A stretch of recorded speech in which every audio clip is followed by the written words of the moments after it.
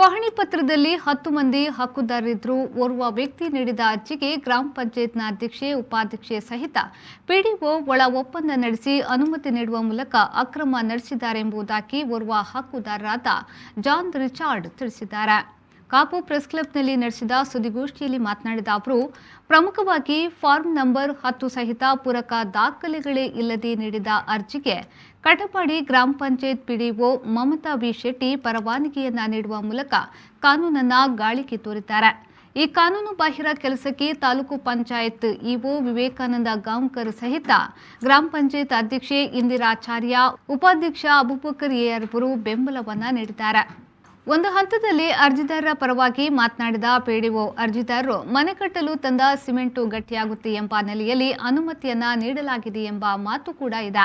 ಇವರ ಈ ಕಾನೂನು ಬಾಹಿರ ಕಾರ್ಯವನ್ನ ಬಯಲಿಗೆಳೆಯಲು ಯಾವ ಮಟ್ಟದ ಕಾನೂನು ಸಮರಕ್ಕೂ ತಾನು ಸಿದ್ಧ ಎಂಬುದಾಗಿ ಜಾನ್ ರಿಚಾರ್ಡ್ ಎಚ್ಚರಿಸಿದ್ದಾರೆ.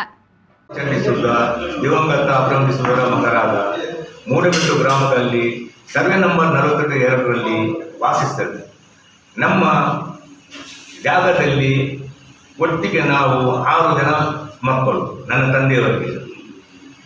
ಅದು 27/3/2021ರಲ್ಲಿ ಕೋರ್ಟ್ ಆರ್ಡರ್ ಆಗಿ, ಕೋರ್ಟ್ ಡಿಗ್ರಿ ಆಗಿ ಅದನ್ನು ಜಾಗವನ್ನು ಪುನಃ ಸರಿಯಾಗಿ ಫಾಲೋ ಮಾಡಿ ಬೇಕಂತ ಕೋರ್ಟ್ ಆರ್ಡರ್ ಕೊಟ್ಟಿರ್ತದೆ. ಆದರೆ ಸಹ ಬೆಂಡಿಕ್ಟ ಬೆರವರವರು ಅದನ್ನು ಲೆಕ್ಕಿಸದೆ ತನ್ನ ಮನೆಯನ್ನು ಕಟ್ಟುತ್ತಾ ಇದ್ದಾರೆ. ಹೊಸ ಮನೆ, ಅದು ಸಹ ಹಳೆ ಮನೆ ಅಲ್ಲ. ಅವರು ಅರ್ಜಿ ಹಾಕಿದ್ದು ರಿನೋವೇಷನ್ ಅಂತ, ದುರಸ್ತಿ. ಆದರೆ ದುರಸ್ತಿ ಮಾಡಲಿಲ್ಲ, ಹಳೆ ಮನೆ ಅಲ್ಲೇ ಬಿಟ್ಟು ಹೊಸ ಮನೆಯನ್ನು ಕಟ್ತಾ ಇದ್ದಾರೆ. ಇದಕ್ಕೆ ಪಂಚಾಯತ್ನ ಅಧ್ಯಕ್ಷರು